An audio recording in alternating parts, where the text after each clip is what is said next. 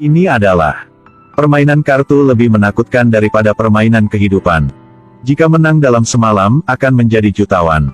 Jika Anda kalah, Anda akan diseret untuk melakukan eksperimen. Hidup lebih buruk daripada mati.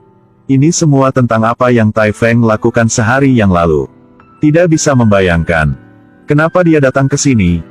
Di sini sejak beberapa hari yang lalu. Tai Feng adalah orang miskin.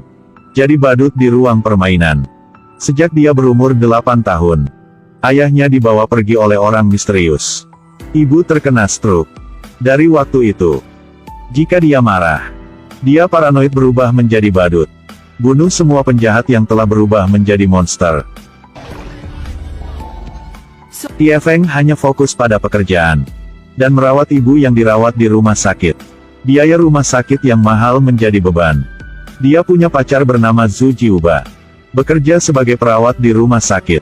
Zhu Jiuba selalu membantu dia menjaga ibunya. Berdampingan dengan dia. Tetapi karena keadaan dia sekarang, Tai Feng tidak berani untuk melamar pacarnya. Tidak hanya itu. Karena tidak punya cukup uang untuk bayar tagihan RS. Ibu dipindah keluar koridor. Tidak ada pilihan lain, dia memutuskan. Gadai rumah dia. Berikan uang ke Li Kuan untuk investasi ke properti. Ke tempat yang tidak diketahui. Investasikan tetapi kalah. Tetapi tidak lama kemudian, Li Kuan mengiriminya pesan suara. Saya melakukan sesuatu yang salah pada Anda. Anda telah bekerja keras sepanjang hidup Anda. Sekarang Tai Feng baru mengerti. Tapi hal yang menakutkan masih ada di belakang. Seorang pria berbaju hitam telah menculik dia. Dan bawa pergi. Satu orang asing. Katakan yang sebenarnya tentang masalah ini. Ternyata Li Kuan menggunakan rumah dia untuk rentenir. Datang ke Makau untuk berjudi. Akhirnya kalah semua uangnya. Tai Feng menjadi penjamin untuk Li Kuan. Sekarang dia hutang lebih dari 600.000 yen. Tai Feng harus bayar untuk Li Kuan. Orang tua ini juga membantu dia dengan perhitungan. Jika sekarang dia melakukan 4 kerjaan sekaligus. Tidak makan dan minum harus habis 30 tahun untuk bayar semua utangnya. Tai Feng putus asa. Dia benar-benar tidak bisa. Sekarang mereka memberi dia solusi. Naik ke satu kapal. Bergabung dalam satu permainan. Jika menang semua hutang akan hilang. Juga dapatkan uang dalam jumlah besar. Kalah berartinya mati. Tai Feng tidak punya pilihan selain naik ke kapal. Di atas kapal ada macam-macam orang jahat baik. Kelihatan semua sangat galak. Dari berbagai negara. Mereka datang ke satu kamar mewah. Pada saat yang sama memakai alat juru bahasa. Pria berbaju hitam membaca aturan permainan. Permainannya sangat sederhana. Itu batu kertas gunting. Di tangan setiap orang, akan ada beberapa kartu. Batu kertas gunting masing-masing ada 4 kartu. Dan setiap orang akan punya 3 bintang. Sebagai kehidupan mereka. Jika menang, akan mendapatkan 1 bintang. Jika kalah akan hilang 1. Setelah gamenya selesai, 2 syarat harus dipenuhi untuk dianggap sebagai pemenang. Pertama, semua kartu harus habis. Kedua, minimum harus ada 3 bintang. Setiap orang akan ada 1 kesempatan untuk pinjam. Bisa beli kartu atau bintang. Pada akhirnya pemenang bisa turun dari kapal. Jika punya banyak bintang bisa tukar dengan uang. Yang kalah akan diseret pergi sebagai subjek ujian. Dalam hati Tai Feng sangat takut. Tidak ada reaksi. Seorang pria berambut panjang berbicara dengannya. Berbicara bahasa Mandarin dengan sangat baik. Dia kasih tahu Tai Feng. Permainan ini. Jika kita keluarkan kartu yang sama. Ini akan dianggap seri. Apalagi gak akan rugi bintang. Jadi harus mencari 1 orang untuk bekerja sama. Terus begitu tidak ada yang menang atau kalah. Jadi bisa cepat habisin kartunya. Tidak capek bisa turun dari kapal dengan aman. Tai Feng setuju. Mereka datang ke satu meja. Ternyata pria itu tidak menipu dia. Batu kertas gunting.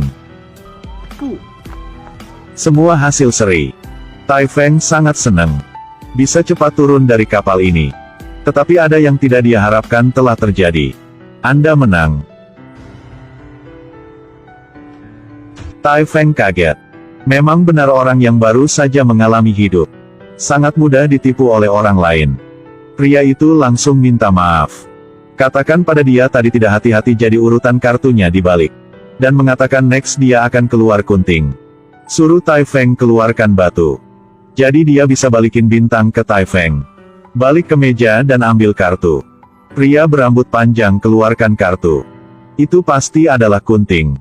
Tetapi saat itu Tai Feng turunkan kartu batu. Tetapi depan dia adalah kartu kertas. Tai Feng kalah lagi. Sekarang pria itu senyum sinis. Jadi dia menggunakan tangan dia untuk tukar kartunya. Kau berani menipu. Dia melanggar hukum. Tai Feng hanya sisa 1 bintang. Sangat cepat dia merasa tidak nyaman. Semua orang di sekitar menjadi monster. Lalu dia pingsan. Tai Feng dibangunkan oleh orang lain. Li Kuan telah menipu Anda. Dia marah lagi. Usir orang itu pergi. Tetapi Ti Feng mengerti. Memukul orang lain juga tidak menyelesaikan masalahnya. Sekarang mereka harus kerja sama. Baru bisa menang. Dia hanya sisa 1 bintang. Tai Feng melihat komputer digital. Berpikir sejenak lalu berkata. Sekarang harus mencari 1 orang yang punya 2 bintang untuk bergabung dengan mereka. Sangat cepat mereka menemukan 1 pria gendut pakai kacamata. Pria itu yang sangat berhati-hati. Ingin melihat kartu punya mereka dulu. Setelah lihatnya dia langsung setuju. Tetapi baru sampai ke pintu. Pria gendut itu langsung lari. Ternyata tadi, minta lihat kartu. Dia ambil 1 kartu. Ketika kedua mengejarnya. Sudah terlambat. Pria gendut itu sudah keluarkan kartu. Akhirnya dia kalah. Hilang 1 bintang lagi. Mereka memukul pria gendut. Pria gemuk duduk dan mulai menjelaskan. Mengatakan dia punya anak masih kecil.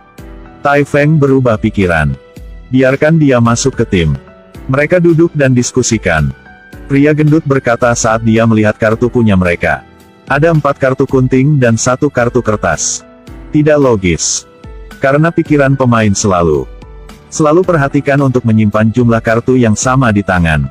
Jika tidak, pada akhirnya akan sangat sulit untuk menang. Kata-kata ini menyarankan Tai Feng. Jika mengikuti tip ini untuk memikirkan kartu. Setelah keluarkan kunting dan batu. Lanjut pasti adalah kertas. Jadi mereka mencari. 1 pria asing hanya sisa 9 kartu di tangan. Tetapi dia baru keluarkan kartu batu dan kunting. Tai Feng mau main sama dia. Ternyata benar dia keluar kartu kertas. Mereka menang. Lalu Tai Feng minta untuk main lagi. Pria asing mengatakan dengan keras. Jika mau harus main 3 game. Tai Feng hanya sisa 3 kartu. Kemungkinan kalah sangat besar. Tapi Tai Feng setuju. Game kedua dia keluarkan kartu kunting, kalah. Teman-teman mulai khawatir. Tapi sebenarnya ini adalah rencananya Tai Feng. Dia berspekulasi bahwa pria asing itu akan berpikir. Tai Feng gunakan tip untuk bermain kartu. 3 kartu di tangan. Pasti adalah kunting, batu dan kertas. Game pertama dia keluarkan batu. Menangkan Tai Feng. 2 game lagi dia akan keluar 2 kartu batu. Pasti akan menang. Tapi yang tidak dia duga adalah. Kartu punya Tai Feng adalah kunting. Hasilnya Tai Feng menang 2 kali. Tim Ti Feng mendapatkan 2 bintang lagi. Tetapi jarak antara mereka harus memenangkan 4 bintang lagi. Sekarang Tai Feng baru menemukan. Komputer menunjukkan kartu kertas adalah yang paling sedikit. Jadi dia coba menghitung. Beli kartu batu. Menunggu kartu kertas mulai habis. Jadi hanya sisa kartu kunting. Kalau begitu mereka tidak bisa kalah. Mereka mulai beraksi. Pinjam 500.000 yen cash. Menggunakan 100.000 yen untuk membeli 30 kartu batu. Tapi semuanya tidak berjalan sesuai rencana.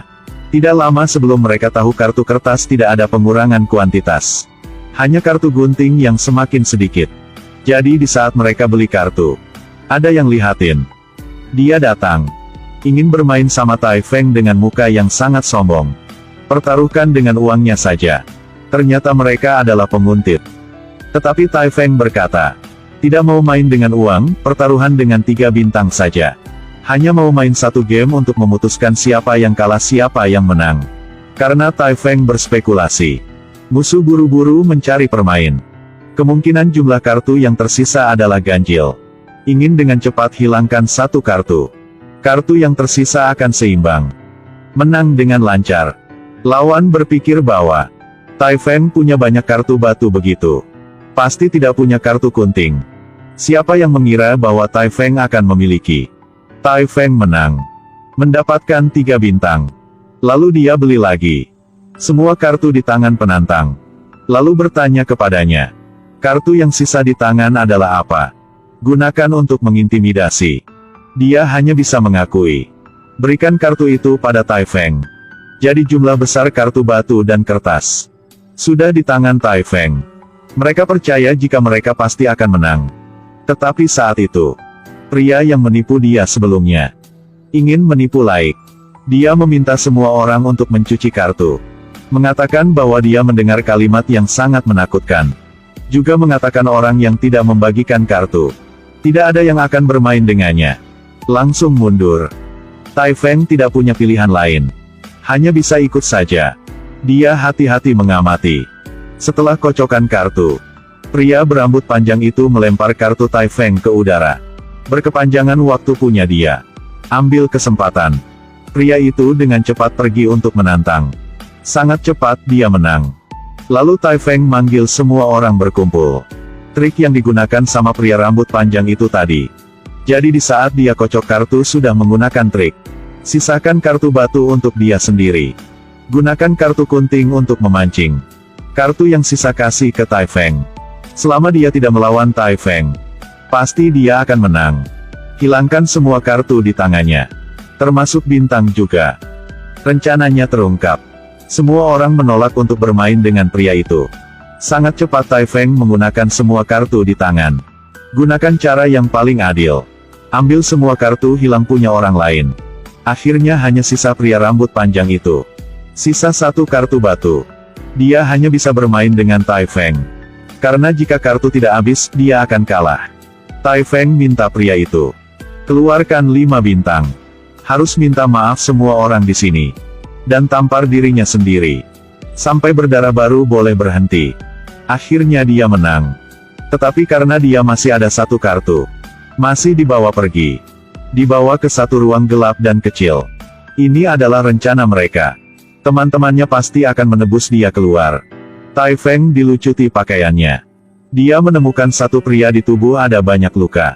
Dia berkata, jika masuk sini dengan tangan kosong, jangan berharap Anda bisa keluar. Tai Feng tidak percaya omongan pria itu. Tetapi yang paling buruk telah terjadi.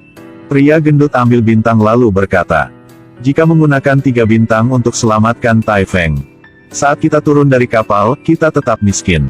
Sekarang kalau jual semua bintang ini, bahkan bisa mendapat lebih dari 1 juta yen. Setelah mengatakan itu, dia berbalik dan pergi. Tai Feng berteriak, suruh teman pergi untuk dapatkan kembali bintangnya. Tapi teman itu perlahan berlutut. Maafkan saya. Dia masih berkhianat Tai Feng.